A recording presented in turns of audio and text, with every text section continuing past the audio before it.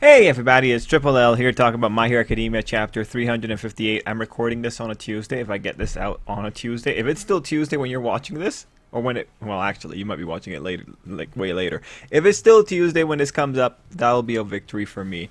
Anyway, hey, I'm not feeling super energetic. I don't know, maybe the chapter will inspire me, but I don't know if I'll be able to properly defend everything in the chapter. I'm not sure if I'll be able to hit the levels that My Simp Academia requires, but I will try anyway.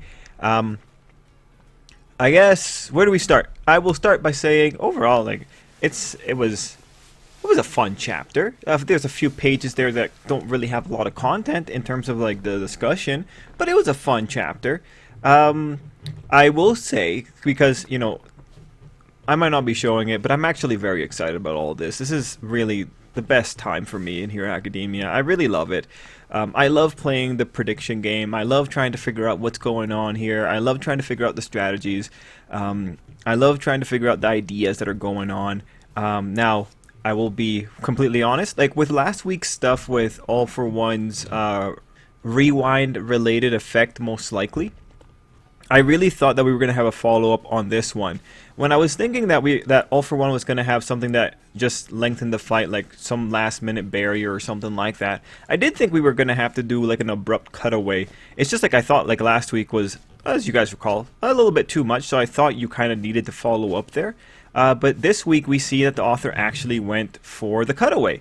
So very abrupt. That is very significant. Ultimately, you had to move away from All for One because of the situation, because of the fact that we need to get the other villains in there. You had to move away from him, but it is a very tricky situation that we're in with trying to get all these villains, give them proper time, and then you have like on the other side the kids. Like you need to give Seiro proper time now that you've kind of pointed him out in that last chapter. We also need to see Gashly as well, even if it's a one-off thing. Like there's little elements that keep being brought up that we have to account for. So then when you have this cutaway, this allows us to go to those other places, and the fact that the author did it so abruptly also says that he's willing to do things relatively abruptly. Now, what's very clear is that whatever's going to happen on the Endeavor battlefield is going to be a bit of a surprise. Chances are, I would say that when we go back to the Endeavor battlefield, Endeavor will probably still be alive. I say like a 90% shot he's still alive. It'll probably be a really desperate situation. The big question is going to be whether or not the author decides to reveal All for One's face at that moment. That will actually really depend on whether or not there's any build-up before going back to that battlefield. If characters start talking about things in a really particular way, then we might be seeing the face there. There's a good chance that he holds the face until Izuku faces him somewhere else, or until some big plot revelation comes in. Because there's now that face element involved in all this, it kind of changes what's required when you go back towards the All for One battlefield. Now, because the All for One battlefield is being held as a dramatic point, it makes the situation with Shigaraki a little bit more interesting, because Shigaraki is the only person in terms of the villains, in terms of the important villains, who can actually react to the situation occurring on the All for One battlefield. So what I mean to say by that is the author's put himself in a position where he could either not acknowledge the All for One battlefield, or he could. If he acknowledges the All for One battlefield, then Shigaraki will allow for a pretty nice segue. It'll allow for some pretty nice coordination. If he chooses not to acknowledge the All for One battlefield through Shigaraki, you have the opportunity to go to the other fights. With the way things are going now, like there's still Plan B on the horizon. There's still like little plot elements like, hey, will All Might die during this war? The tricky, I guess one of the things I'm looking out for now are any kind of cues that indicate that a lot of bad things are going to happen all at once. So, along with All for One having a super second wind that he is now having, will Kurogiri get busted out? Will Higantomake get busted out all in quick succession? That would be a little bit unreasonable if you did all that. And then going back onto the Shigaraki battlefield, there's still things we're missing, like Bakugo. He's going to have an amazing moment that the author has told us about. So is it going to happen here? Is it going to happen later? That's another big question you kind of have to have. With Bakugo using his new move, this kind of feels like something that we should follow up on next chapter, but you never really know. He might actually cut away from this fight and go to Toga or Spinner. I want to say that he wouldn't. Like, you would want to see the effects of this cluster ability, but can't really tell. In terms of, like, cutting over to Shigaraki from the All For One battlefield, that is legitimately very surprising. Not sure if you already caught it, but like, I'm surprised that we cut away from All For One at all. Cutting to Shigaraki, very surprising, but ultimately the author has options. If he has a good build-up option and he has a good isolated option to be able to move to the other fights, he's given himself a little bit room to think here. Now, mind you, like chapter 359 and 360 are probably already finalized, given the timelines. Given his break, though, maybe only chapter 359 is finalized. The other thing that's concerning on a meta level for this chapter is that we got 13 pages, and again, the beginning pages aren't that worthwhile. There's not anything interesting that's occurring there in terms of the thought. I'm not sure if that's indicative of struggles on the author side. We have another break, but he's been getting a lot of breaks during this final act. This would be indicative of something strange going on. Like, this isn't the usual output. We might have to keep an eye on for like the next couple of weeks to see if something dramatic happens here. He also did change editors recently.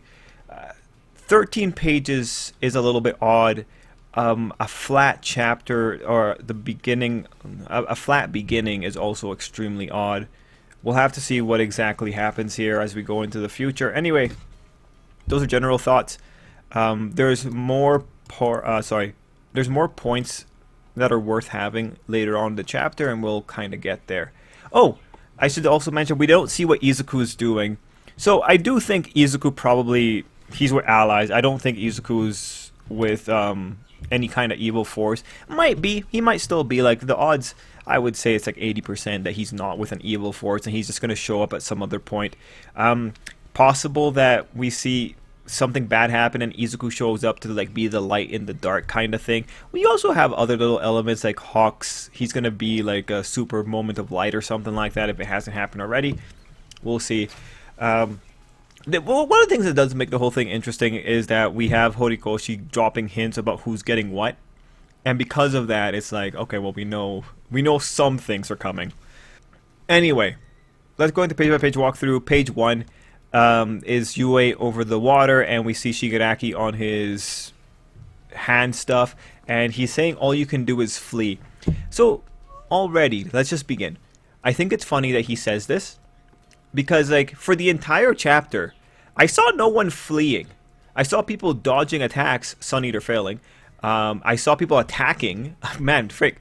Like, Edge Shot just went inside of the tunnels. So I don't really know what he's saying by all you can do is flee. They're not fleeing. They're, like, strategically dodging while getting closer to you. They were so good at this that Bakugo got right in your face. Like, I don't even know when it happened, but just by the last page, Bakugo's right in front of you.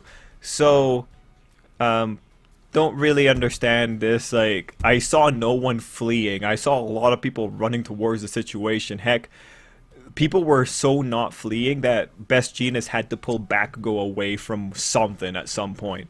But you know, that's just regular All For One, and I don't think that Shigaraki is speaking in this chapter at all. I think this is primarily All For One speaking.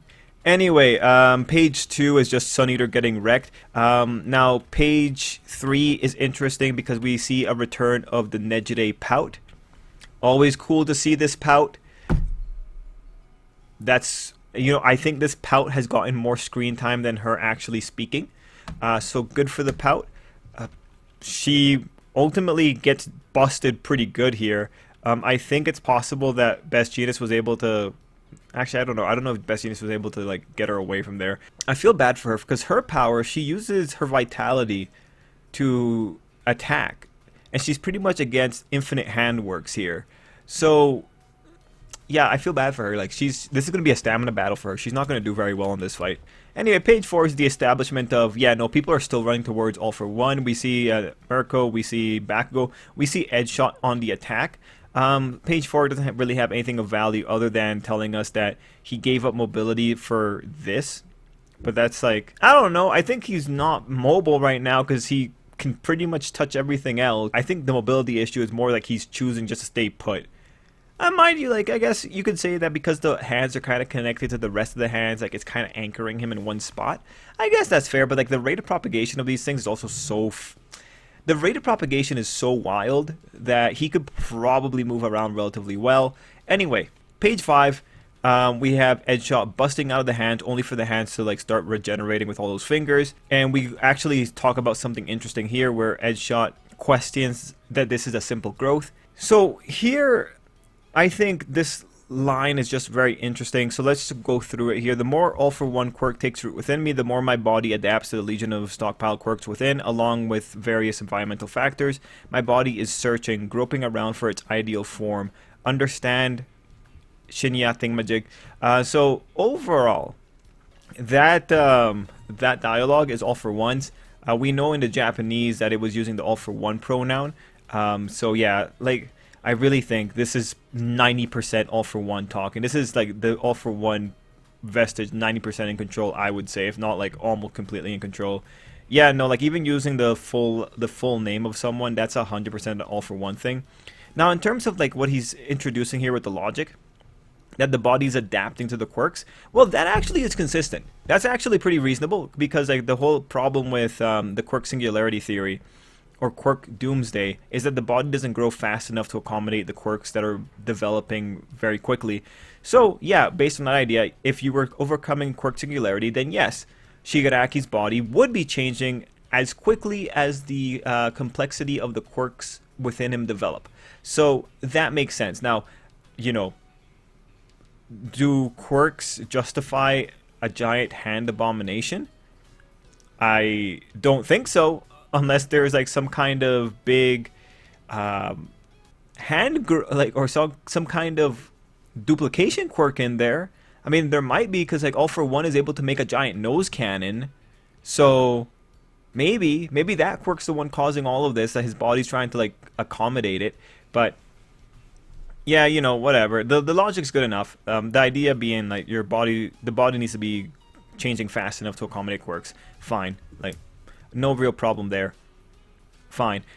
He mentions along with various environmental factors. Okay, so the body is also super adapting. So like maybe if he goes into the Arctic, maybe his body super adapts to be able to survive the Arctic. Maybe if he goes into space, the body super adapts to be able to withstand radiation. Yeah, okay, I could see that. If you can do this much, you can probably like change your body in a lot of different ways. I guess like the next big thing, if you're bringing up environmental factors, I do wonder if like if Bakugo goes up to the main body and blasts it, will he develop blast resistant skin? I mean, it's because he brings up environmental factors. I don't think that's gonna happen, because that'd be a little bit unreasonable. But then again, with the regen occurring here, or like with the propagation rate might be able to do something similar. Whatever, the explanation works in the paradigm that quirk singularity theory presents, so all good. Page 6 is the beginning of the All For One monologue. We had a very good time with this on the spoilers. I had quite the reaction to this. It was a lot funnier in the spoilers. Here, I think it's a little bit more reasonable. It sounds a little bit more reasonable, but we'll talk about it. So, here we go. All For One is talking about a world where he is the one on top. There's definitely no one beyond him. And then he goes into the talk about the problems with the world, and he goes into a plot line of like pretty much the differences between people cause incomprehension, or like because people can't communicate properly, like because people can't understand each other properly, that just leads to dread and rejection. Alright, so that entire line of thought, there's nothing really special about that in the grand scheme of fiction. That is a line of thought that occurs very often. Heck, man, like, and I'm sorry because I have brain fog, so I can't recall where exactly. Because even in the last 2 weeks, I was looking at another plot line talking about hate that is born from people not understanding each other. And I don't remember. Maybe I even watched it on a podcast, or maybe the Lex Friedman podcast. They were talking about it on one of the philosophy ones or something. But I someone even recalled the Tower of Babel. Like the idea of the Tower of Babel being like, yeah, just get rid of the way people communicate and let's see how they operate after that. And mind you, I'm paraphrasing, but like the overall idea that not being able to understand each other leads to rejection, fear, negative feelings. That's not a strange idea. So when it comes to when it comes to All for One, this observation, yes, yes, appropriate for Hero Academia, appropriate. It makes sense. It makes sense. It's got a lot of backing in our world mythology. It's got a lot of backing in a lot of just regular thought. This is pretty much what you would expect a philosophy student who took 1 year of philosophy to be able to spout out. So, good stuff for All for One. On page 7, the present state of the world, under my rule, all will be united as the exploited class, all will be equal. Now, I did find this was very funny in the original live stream where we saw this. Yeah, pretty much, you guys will all be equal in the fact that you suck. So, 100%, this is All for One being a troll. He is 100% a troll. He wants to sit on top of the world. We know that. We know he has aspirations to be a Demon King. Really missed the opportunity to talk to Tokoyami about it. But everything about this is him being a troll. Him even asking, imagine taking a step toward that. He's a troll. Now, one of the little issues here, and it might not be an issue depending on how All for One wants to implement this, it's all in the execution. All for One has ruled the world before. And we know that when he did this before, people stood up against him. Like, no matter what he did, his brother didn't bend over for his... Like, his brother didn't bend over. His brother was ultimately very resistant. So, one of the big issues when we're going into All for One's world is that he really needs to make sure that he can do something that prevents anyone from ever rising up against him. Now, the thing is, All for One is not very competent. He is the kind of guy that just kind of sits around. He's the kind of guy that is not very good at getting his brother back, very good at killing his brother's hosts, but not very much else beyond that. He's just pretty lazy, doesn't take initiative. We've seen this all over. If he was the kind of guy that took initiative, he would have killed Aizawa when he was a teenager and taken his quirk, but he never did that. He kind of is just a grave robber. He likes being a necromancer. So, if he has this new world, I really hope that when he says that all will come rest in the palm of his hand, I really hope he means that literally. I really hope the Shigaraki growth monster spreads all over the world so he can touch everyone and like drag them into Vestige World or just take away all their quirks right then and there. Because the problem is, like, in a quirky world, there will always be someone who will have power, right? And the other issue is that people like Eri exist. So you have to be really careful because in this world, mutations are a thing, and all it takes is one mutation in the right body, and this will be a problem for All for One. So I really do hope that when he says that no one will be beyond him, I really hope he's actually planning something really big and grand for that, because if he goes back to just pre-All Might style of ruling the world, that's not going to really work here. Like, really what All for One needs to do, he needs to model like present day societies. Like, he needs to create a society where the people are so oppressed that they don't even know that they're oppressed. Much like how... So, I'm really rooting for him. I really, like, beyond the trolling, I really hope that he has something here that really prevents anyone from even having the thought to defy him. Because otherwise, it's just going to be a repeat of history, and, like, people are going to stand up against him, because that's what people do. I mean, like, people traditionally don't do very well with oppression when they're being told they're being oppressed. Like, when you're going to oppress people, you have to, like, make them think they're part of the oppression. Because that's the only way they'll ever actually go along with it. Again, you have to oppress them so hard that they don't know they're oppressed. Anyway, page 7, the bottom part, where Bakugo's just speaking some truth here, where he says he doesn't know if that Shigaraki All for One droning on right now. It's All for One. Because, like, the other thing is, like, Shigaraki doesn't care much about ruling. He cares about destroying. That's how you know for sure it's not Shigaraki talking. Shigaraki only barely makes exceptions for people like Toga. Shigaraki wants to destroy everything. That's how you know for sure it's not Shigaraki. Anyway, we have a wonderful little portion where Bakugo talks about the thing that the support course made for him. And what I find funny is just, again, you know, the support course made it very clear that supply lines were damaged, but here we are, like, them having some kind of memory-shaped alloy that's able to form, like nanobots that are able to form, like, complex devices. In a world where the supply lines are broken, these guys are quite literally making magic technology. Like, what even is the point of stipulating, like, hey, Izuku, like, we won't be able to get you your stuff, but we'll make something, like, pretty similar to it. Bro, if you can make this stuff come out of Bakugo's back, just like that, if you can 3D print on demand just like that, come on. What even is the point of what even was the point of saying, like, hey, Izuku, we're gonna give you suboptimal equipment or something like that? What even is the point? Like, this whole thing about supply lines being disrupted, not even worthwhile. Like, UA had a stockpile of incredible technology. Like, they have a floating, they made a floating city pretty much. Anyway, point is, like, you know, the author wants to sell you on this idea that the world is like, or sorry, Japan is falling apart here. Like, things are just in a really bad situation, but he's been really bad on the execution on this. But you know, oh, wait, I gotta simp. UA is just so amazing. They're so amazing. Like, even in a world where all the supplies are disrupted, they're able to just come up with these amazing things. They're probably using, like, old parts they had lying around. Yeah, no, man, like, UA, this is just creativity and ingenuity, being able to overcome the supply lines. Like, why even need supply lines? Like, UA is a pretty much its own self-sustaining city. Like, God, they probably have, like, gold mines in the mountain at this point. Anyway, Bakugo goes and uses Strafe Panzer, or whatever it's pronounced. Honestly, I thought it looked really cool. I saw some people didn't really care for it, but I thought this looked pretty cool. What I really liked about this was that for years the author was drawing these amazing pictures of the kids with all this extra gear. And it just always looked so heavy. Like, there was that one time that Izuku was riding that robot dinosaur or, like, walker unit or whatever it was. And now we're actually here. Who would have thought that all it took to get the author what he really wanted, which was these super meched out kids, all he needed to do was have the kids ask the support course to make it for them during an actual disaster. That's what we needed. We needed, like, that's all he needed. He needed the post-apocalyptic nature to come in so that the support course would actually get off their butts and make cool stuff. I'm glad that we're here. You know, it's kind of feels like we've gone full circle. You know what? Foreshadowing. It was foreshadowing. The author's a genius. One thing I like on Bakugo's thing here, I like that there's this one random wire going from his shoulder to his little gun that's mounted on his collarbone plate.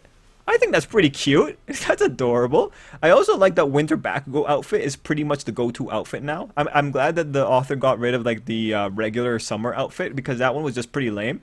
The fully covered Bakugo outfit is just so much more cool. I think he acknowledges it's a better outfit than the first one too. Anyway, we have page 9, which is just blasting a bunch of stuff. I mean, yeah, this is where Bakugo excels, when he has to blow up stuff that doesn't matter. Now, page 10 was significant because you have Bakugo referring to people with their proper names: Monoma, Aizawa, Sensei. He also points out that that Shigaraki's been locked down with erasure. That means that Aizawa and Monoma must still be able to see him, and they aren't looking at the students or best genius, so that's good. We have Kaminari still going, we have Momo still going, everyone's doing their best. And then you have Bakugo engaging with All For One's rhetoric. So initially I was going to really come in and kind of rip this one apart, but, like, the Viz Media translation is a little bit more reasonable than the fan translation. It doesn't leave as many open spots here.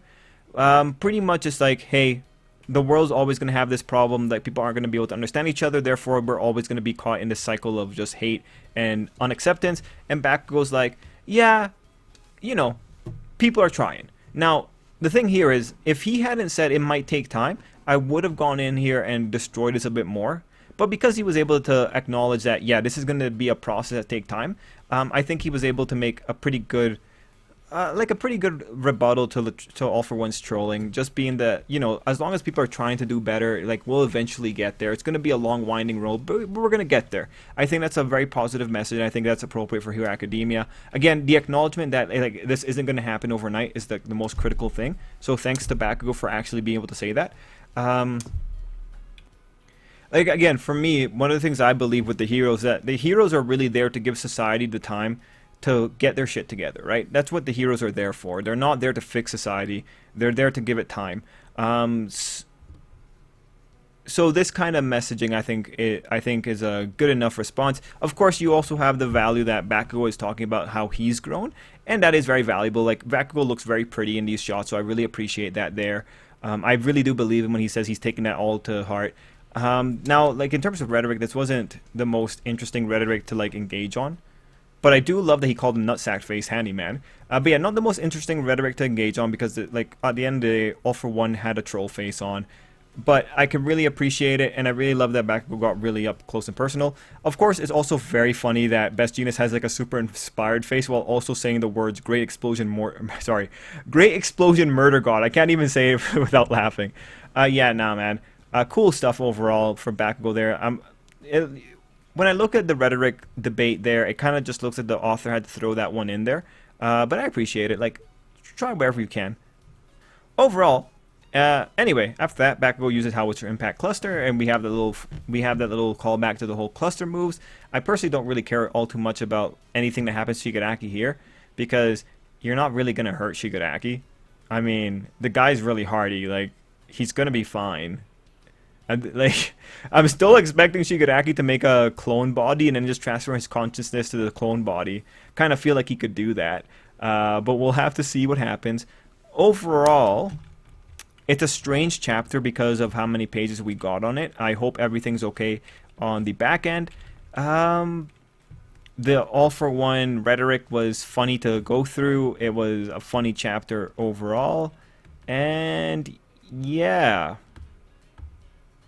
We also got to see shots of the UA main building being destroyed and all that kind of stuff. Yeah, I like that this started with like the man laughing at them for running away when it ends with Bakugo right up in this guy's face. Oh, All For One, you're such a troll. Anyway, that's chapter 358. Guys, let me know what you thought down below, and until next time, I hope you have an absolutely great day.